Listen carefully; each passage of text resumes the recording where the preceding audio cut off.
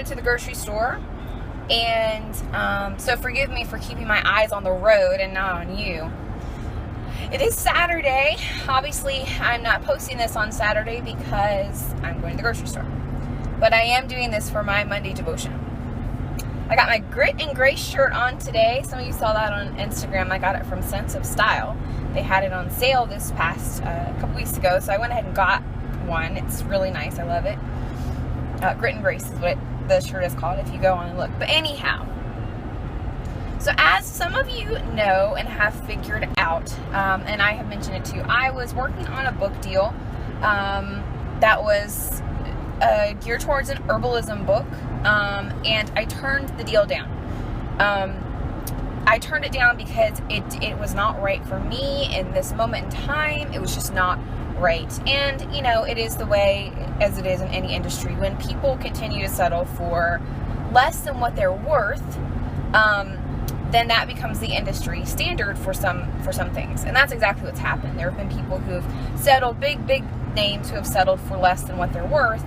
And so the publisher thought they could basically do the same thing. But anyhow, I'm not going to say any names or anything like that because that's not important. It was a lesson. It was a lesson learned and connected me with the right people to get me set on the right track. So I put the herbalism book on a back burner for a few weeks, and I've really been searching God's heart as to what He wants me to write about. So obviously, you know, I started the Homestead Homemaking series for myself and for you guys, wanting to help people and myself along the way, and it's working. The group that I created has over 1,500 people in less than 6 weeks. Okay, so it's pretty incredible. But I've been feeling during this time, I've really been feeling God tugging on my heart to write a book geared towards homemaking. And it's not like any other Proverbs 31 book out there. In fact, I've done so much market research that the book that I'm writing, there's really nothing quite like it out there. Obviously Christian based, obviously, you know, going towards the order of Christ. But all that said, I don't have a book deal yet. I've been working on the proposal for a few weeks, probably about 2 weeks now, and along with the proposal, you have to send in 3 sample chapters, okay? So, writing 3 sample chapters has not been an easy task, and I will get the lighting correct here in a second. You know, typically when I write, I have to just sit down and write. I can't really like sit down and write on demand because creativity doesn't flow that way for me. But it had to be done, and it's been a learning experience. So I wanted to go over with you a story today that I've put in one of my chapters, and I've written 3 chapters, and the book is basically me telling you little snippets of my life and experiences with homemaking, conversations with my husband, or mishaps with my son, you know, experience directly from me as a homemaker to you. Jesus spoke in parables, and it was easier for people to understand, and I feel like maybe we can do that as well. So the story is actually a recent story, and it is, so it starts the other day, not long ago. I was actually standing at the oven in my kitchen, and I was making dinner, and I heard this stomp, stomp, stomp coming up the basement stairs, and it was my husband. He burst through the door, and he was like on a mission to find something. Well, my 7-year-old, Junior, ooh, the sun is bright today. My 7-year-old decided that he was like wringing his hands. He's like, ooh, this is juicy, you know, something's about to happen. And so Junior came up to me, and he said, hey, Mom, Dad's mad. I said, why? He said, because he can't find his shoes. What'd you do with them? I'm like, I didn't do anything with them. So I very lovingly nudged him out of my way. And I was like, babe, I don't know where your shoes are. So as I turned and looked, he's rummaging through the shoe closet. You guys know the shoe closet in the living room that I've been saying I was going to clean out for over 6 weeks now, and I haven't. And he was rummaging through the shoe closet. Shoes were flying everywhere. Stuff that wasn't shoes were flying everywhere. I said, I'm pretty sure you lost them. I'm pretty sure it wasn't me. I didn't do anything with them. So he stands up and he's got his hands on his hips and he goes, why is it that we have a shoe closet and everything in it isn't shoes? So I was like, you know what? I'm not taking that. I'm going downstairs to find these shoes because I know I didn't do anything with them and it's not my fault. And so, so we went downstairs and Mark was following me and I was trying to find his shoes and I couldn't find them and he couldn't find them. And suddenly I walked down the hallway and I ran into this basket of clean laundry and I almost hurtled over it. And, you know, he was right behind me, so he almost hurtled over me. And he looks and he goes, and why is this basket of clean laundry, why has it been sitting here for over a week? Well, at that point I was mad. I was offended, you know. And so I grabbed the basket of laundry and I headed upstairs and I didn't really say anything. And so I started dinner again. I don't even know when he found his shoes or where he found his shoes, but at some point he found them and he exercised. He was exercising, that's what he was trying to do. And he came upstairs and, you know, dinner was almost done. He leaned up against the counter and he goes, why are you mad? Really, dude? Why am I mad? That's what I wanted to say to him. Well, that just cued the waterworks because I'm so emotional sometimes. Like when I get mad, I'm a crier. I'm a mad crier. So I just started crying and I just let into him about how unappreciated I felt and how this whole thing, he was so rude in what he said, that I wasn't a good wife and he didn't appreciate me as a homemaker and that I was lazy.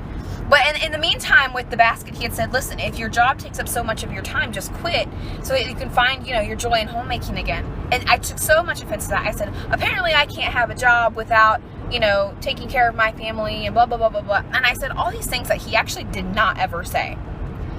And I said, how dare you, you know, blame me for losing your shoes? And he stopped and he had this confused look on his face. He goes, I never said any of that. And looking back now, if you remember, Junior was the one who blamed me for losing the shoes, not Mark. He goes, babe, I was basically trying to tell you that, you know, your dream and your life has always been to be a homemaker and to find joy in homemaking and to be the best that you can be at raising our family. He said, and that's great. He said, you quit your job, because I have a work from home job, several.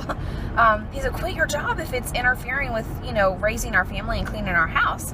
He said, if you want a career, that's great too, but if it's going to take you away from our family, he said, I think there's an issue. Don't you agree? Well, yeah, I agree, but I don't want to say that. You know, I don't want to say, yeah, I agree with you. I should reprioritize. But here's the reality, okay? The reality, if I'm going to be open and honest with you, is that even on days that I'm not working, I'm distracted. I am extremely distracted by different things. Writing this book could be one of them. Though I've tried really not to be distracted by that because I feel like I have to put a lot of attention into it. But Facebook, YouTube, phone calls with my mom that last 2 hours. And I look forward to those. I really do. I look forward to those. But there are things that when I sit down and I really think about it, I am eating the bread of idleness. We've kind of touched on this before, but it's something that when you actually think about it and you actually admit it, then there's something inside of you that changes. When you sit down and you admit that you're being lazy,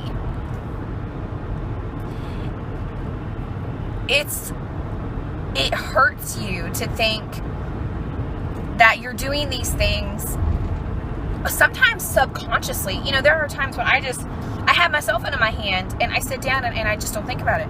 So listen, the Proverbs 31 woman, she didn't have these things to distract her. I'm sure she had friendships and stuff like that, but she didn't have these things to distract her. She didn't have a cell phone in her hand. She didn't have TV. She didn't have a computer. She didn't have YouTube. You know, she didn't have all of these things to distract her.